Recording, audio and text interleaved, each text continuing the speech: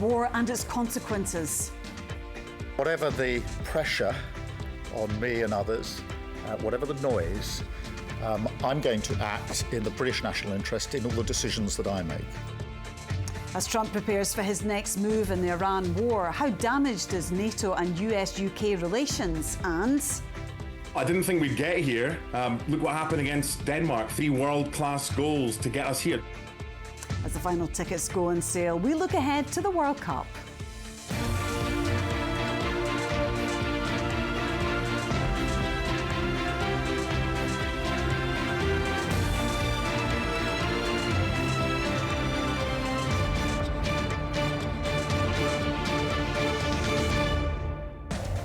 The US-Israeli war against Iran is well into its 5th week, with retaliatory strikes also continuing across the Middle East. As speculation swirls over his next move, President Trump is preparing to make a primetime TV address on the issue. Last night, he signalled that hostilities could end within 2 or 3 weeks.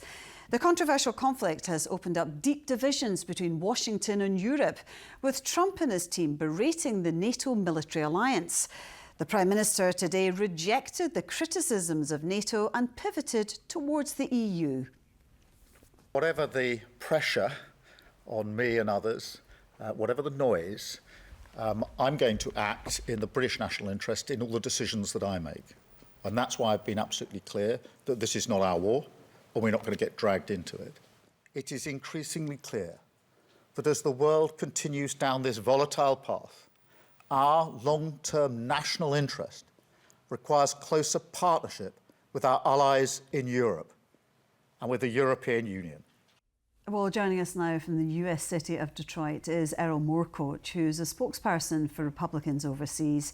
And here in the studio is Professor Peter Jackson, who's the chair in global security at Glasgow University. Thanks both for joining us this evening. Erol, what do you think Donald Trump is going to say in this primetime address later on?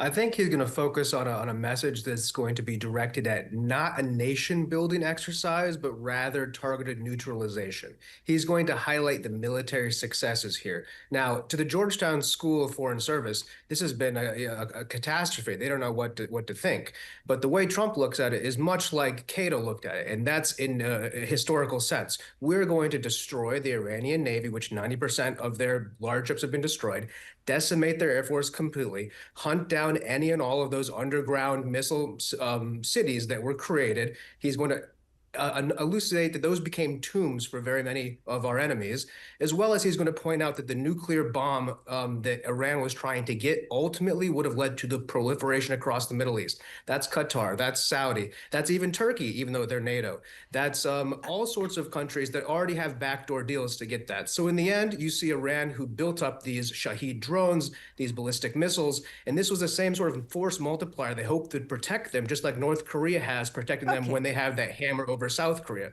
Ultimately, Trump's going to emphasize all of this as a military victory for the American people, and hopefully that will help him with his base, which is not very happy with the situation. Peter, what do you make of that assessment? Oh, I couldn't disagree more. Watching the war and the diplomacy around the war, it's kind of like watching small children play with heavy machinery. It's just total confusion. The war is about regime change. It's not about regime change. The war is about obliterating Iran's nuclear capacity. We've obliterated Iran's nuclear capacity. Oh, we need to get to take care of Iran's nuclear capacity. It's nonsense. It's complete nonsense. You can't remove a state's nuclear facilities from the air. You just can't do it. You need to go into the ground, and you need to find out where they are. Iran is a big country with 92 million people at the geopolitical crossroads of the world. It's crazy to think that this can be accomplished from the air. And this is what people have been saying from the beginning. I mean, what do you make of that? Peter's saying it's like watching small children playing with heavy machinery. There have been mixed messages. Are you clear about what the goal has been? I think the goal has been a little bit ambitious in the beginning with regime change. I'm the first to admit that Iran is a very large country and a ground scale invasion wouldn't have been very successful. But I would step back and just say, with respect, if the entire U.S. fleet was sunk, the entire U.S. Air Force was destroyed, Donald Trump, Pete Hegseth, Marco Rubio, all of them killed, all of the generals killed, everybody killed, and the great rebuttal was, come fight us on the ground in the Appalachian Mountains, I would be hard-pressed to say that we're losing this war. Saying that we haven't, children playing with toys, well, we've done very well with those toys to the point where, the ability for them to retaliate has been degraded and degraded. And we've also discovered that they lied about the ballistic missile capabilities. So ultimately, we are going to do what we can from the air, from the sea, to fix this problem and ameliorate something that no president has had the political will to do so, and Donald Trump, not being re-electable, is willing to do so.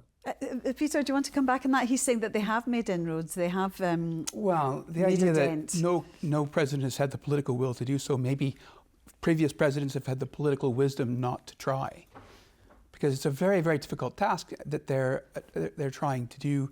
It's not something that can be done, as I mentioned before, from the air. And as far as the leadership being removed, they've been replaced by more radical, younger, more radical leaders. There's no regime change. It's the same regime. Well, what do you want Trump to say tonight then, Peter?